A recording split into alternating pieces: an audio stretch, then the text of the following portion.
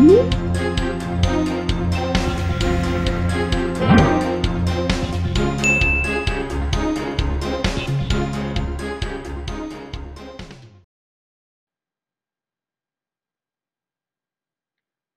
araw po sa inyong lahat. Assalamualaikum. Welcome back po sa ating YouTube channel mga tol. Ang problem natin for today ay mula sa MSTC Engineering Economy. Okay, let's start.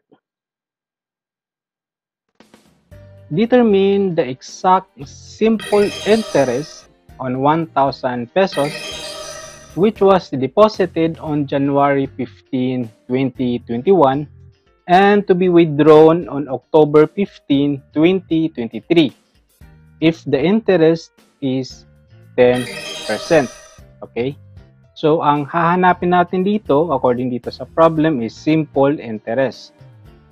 Okay, so, itong 1,000, ito ang principal amount. So, bali, itong 1,000 pesos na ito is i-deposito daw ito noong January 15, 2021. And then pagdating ng October 15 ay i-withdraw daw ito. So 1,000 ito ang principal amount or present worth. And then binigyan din tayo dito ng interest na 10%. Ito ang rate of interest per interest period. Okay? So binigyan tayo dito ng percent, kaya convert natin ito into decimal. So 10%, ang decimal niyan ay 0.10. Okay, let's start. Okay, ang hinahanap dito sa ating problem ay simple interest. Ang formula ng ating interest ay ito. Principal times the interest ay, itong I is rate of interest per interest period. And then times the N, itong N is number of interest period. So ito ang formula or basic formula ng simple interest. Now, itong N, meron tayong tatlong values dito sa N. Okay? Ito ang banker's year, normal year, and leap year. Sa banker's year, inassume ito na mayroong 30 days in 1 month. Okay, so according dito sa banker's year, sa isang month daw ay mayroong 30 days. So kung bibilangin natin yan up to 1 year, magiging 360 days in total in 1 year. So ito yung banker's year. Sa normal year naman, to be exact is meron tayong 365.25 days in 1 year. Okay? Kapag normal year, mayroong pasobrang 0.25. Okay? Dito naman sa leap year, kung ang normal year natin, to be exact, is 365.25 days. So, imagine, after 4 years, itong 0.25 na ito ay magiging 1 day na. So, dito sa leap year, after 4 years is mayroong 366 days in 1 year. Okay, so normal year is 365 and kapag leap year na naman ay 366. May pasobrang 1 day. Okay, dahil dito sa 0.25. So, 0.25 after 4 years or i-times 4 natin, magiging equivalent yan to 1 day. So, ito siya. Okay, so ito ang mga N values natin. Okay, let's proceed. Okay, so computein muna natin ang interest na na-generate noong year 2021. Okay? So, bago tayo magsimula, i-check muna natin itong 2021 kung itong year 2021 ay leap year or hindi. So, para ma-check natin yan, i-divide natin siya into 4.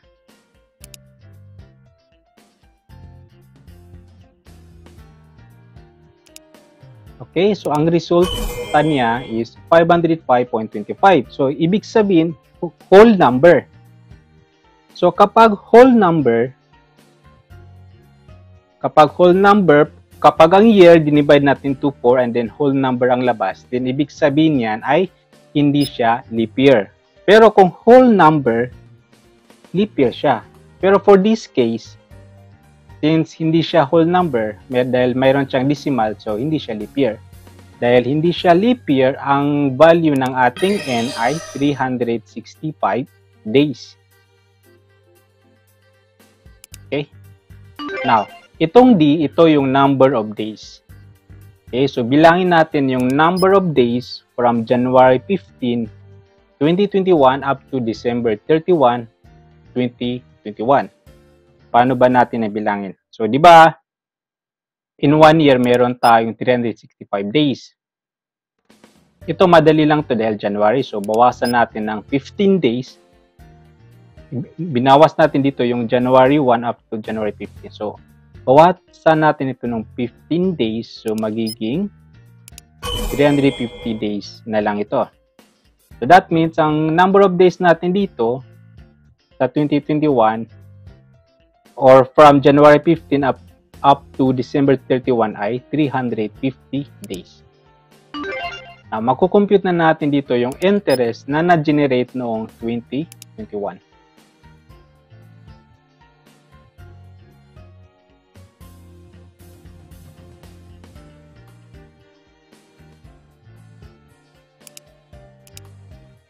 Okay, so ang na-generate na interest nung year 2021 ay 95.89 pesos. Okay. Now, next is computin naman natin yung interest na na-generate nung year 2022. So, uulitin lang natin yung ginawa natin kanina. So, first na ginawa natin kanina ay i-check natin kung itong year 2022 ay leap year or hindi leap year.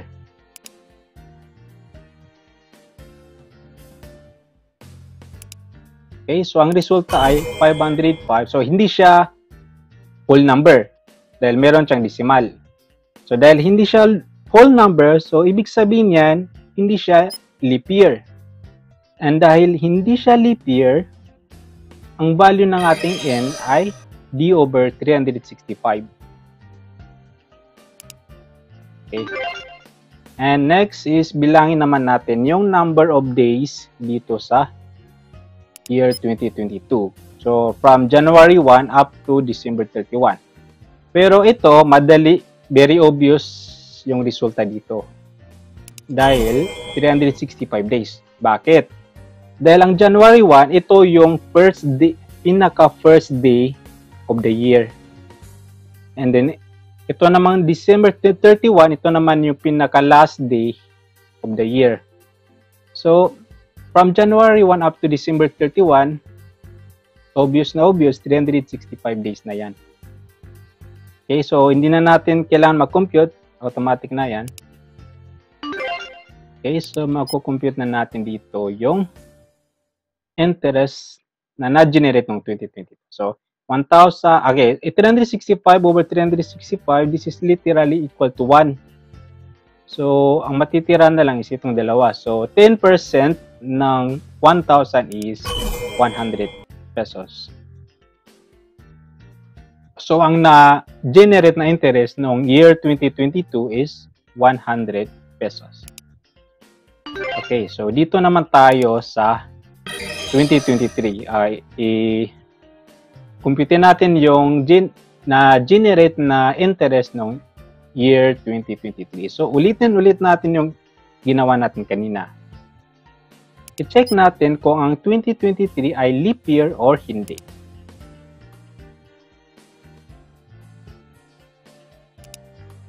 Okay, so hindi siya whole number. So, that means hindi siya leap year. And dahil hindi siya leap year, ang value ng ating N ay D over 365 days. Okay, next, bilangin naman natin yung days, number of days. Okay, from January 1 up to October 15, 2023. Okay, bakit October 15? Dahil ang sinabi kasi dito sa problem is until October 15. January 15, dineposit yung pera na 1,000. And then, pagdating ng October 15, i-withdraw ito. So, ito yung last natin, October 15. Dito tayo mag-end. Okay, so paano ba natin bilangin ang number of days dito? So, syempre, bibilangin natin yan mano-mano. January, February, March, April, May, June, July, August, September, up to October 15. Bibilangin natin yung number of days dito. So, October 15, ito, obvious na ito. 15 days na yan. Okay? From October 1 up to October 15, 15 days. And then, dito naman sa February, 28 days dahil hindi leap year.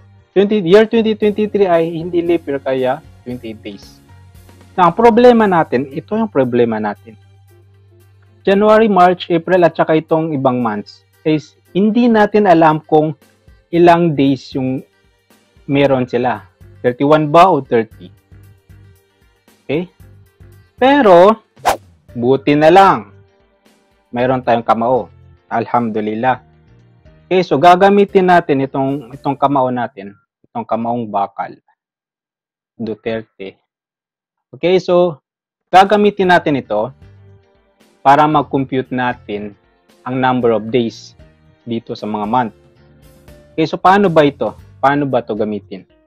So kung mapapansin natin itong kamao natin, itong banda dito, kunin matigas yan dahil sa may buto yan. Okay? And then dito naman sa gitna ng dalawang buto is kunin malambot dahil walang buto yan. Okay? So ito yung matitigas dahil may mga buto or may mga bukol. And then dito naman sa gitna is malambot. Okay? Now, gamitin natin ito ha. So magbibilang tayo ng month dito, January. Start tayo dito, January, dito sa may bukol. Okay, January. Next is February. Yung February natin ay dito. Okay? Then, okay, January, February, then March. April, dito sa gitna. April, then May. June. July. Now, yung August, paano ba? So, dito. Start tayo dito ulit. August. September. October. November. December. Yan. Now, itong may mga bukol, itong month na nandito sa may bukol, meron yan silang 31 days. Meron silang 31 days. Pero dito naman sa may gitna, itong walang bukol, meron silang 30 days. Okay, 30 days yung sa kanila. Pero dito, dito banda, itong pinaka-first na walang bukol, is special ito. Exclusive lang ito sa February. So, dalawa ang possible na value nito. Either 28 days or 29 days. Kapag leap year, 29 days ang February. Kapag hindi leap year, 28 days. So, kanina, na-prove natin na ang 2023 ay hindi leap year. So, ang number of days natin dito sa February ay 28 days. Okay, so yun. Okay, so January is 31 days dahil nandito siya sa may bukol or sa may buto. 31 days. March is 31 days. April is dito siya sa gitna, so 30. Sa May, dito siya sa may bukol, 31. June, dito siya sa gitna, walang buto, so 30. And July, nandito siya sa may bukol, so meron silang 31 days ni August. Then pagdating sa September, dito siya sa walang bukol, so September, 30 days. And then 15 days naman sa October. So yun. Ang next na gagawin naman natin is bilangin natin yung total of days nito. So, ilan ba? Okay, so meron tayong 5 31 days and then 3 30 days. Isang 28 days plus 15. Okay, so total natin kung ilan ba yung total na days. Okay, yan. Meron tayong 288 days from January 1 up to October 15. Okay, buti na lang. Buti na lang may kamao. Okay, magkukompute na natin dito yung interest na na-generate noong 2023.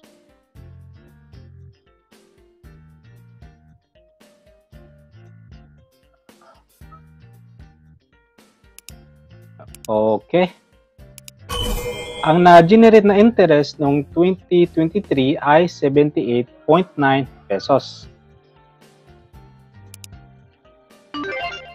Okay, so next naman na gagawin natin is ito-total natin itong lahat ng interest na na-generate from 2021 up to 2023.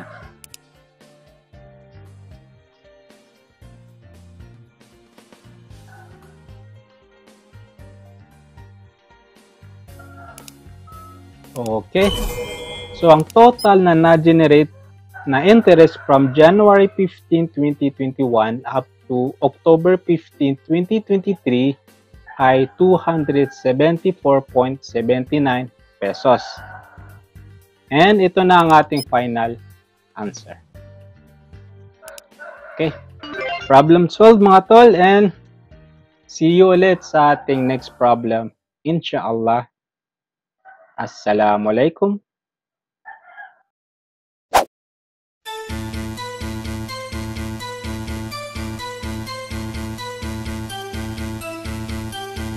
Determine the exact simple interest on 1,000 pesos, which was deposited on January 8, 1990, and to be withdrawn on October 8, 1992, if the interest is 10%.